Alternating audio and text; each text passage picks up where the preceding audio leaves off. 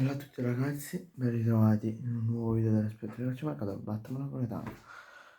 Scusate per l'Inter, però è giusto, proprio.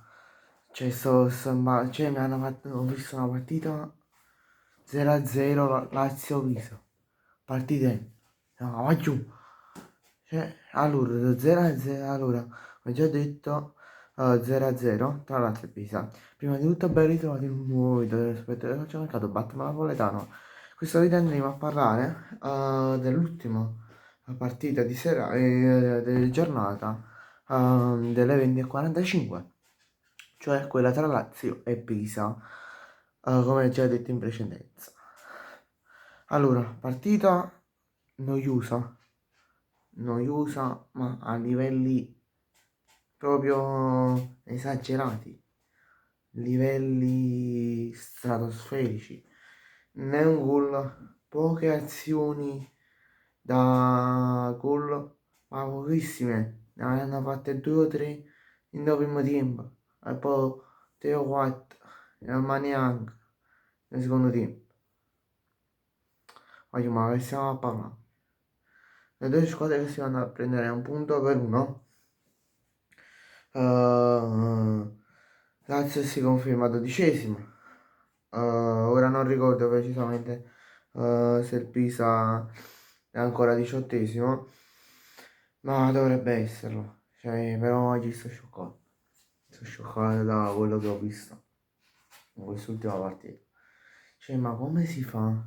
Ma come si fa veramente? Cioè, io me la prendo soprattutto con la Lazio.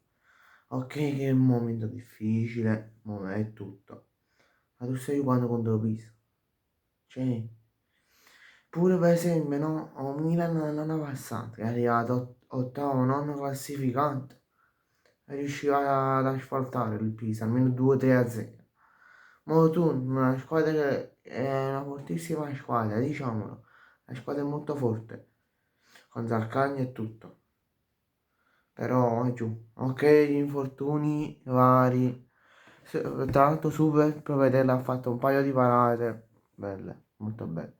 Però questo non c'è il migliore in campo, c'è l'unico che si salva tra le due squadre è Provedella. L'unico. Che dopo la scorsa stagione è stato messo in panchina da chi era Baroni che allenava la Lazio l'anno scorso, o no? Vabbè. Dopo essere stato messo dopo la sconfitta in casa contro il Bologna per 5-0, Baroni ha messo in panchina Provedella.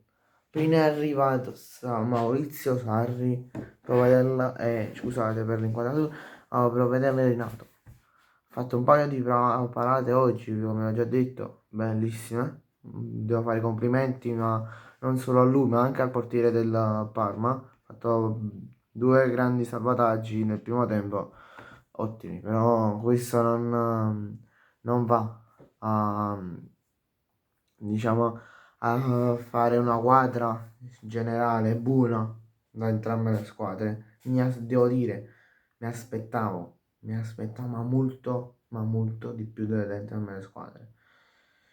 Cioè, almeno un gol, non dico o il Pisa o la Lazio dovevano fare 2, 3, 4 gol. Uno, 1-1. Segnavano entrambe le squadre. Almeno tu stavi tranquillo.